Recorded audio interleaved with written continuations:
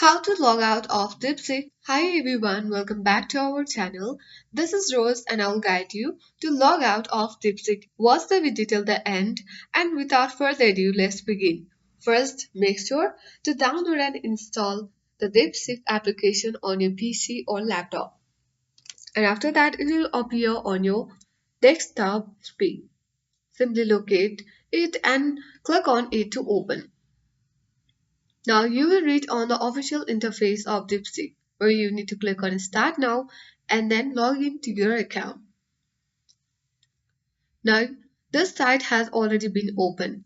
In order to log out, you simply need to go to My Profile icon at bottom left corner of your screen.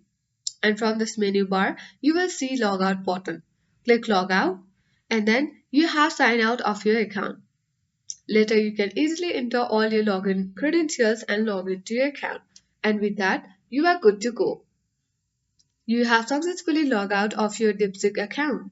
I hope this guide was helpful. If it was, then do like, share, comment, and don't forget to subscribe.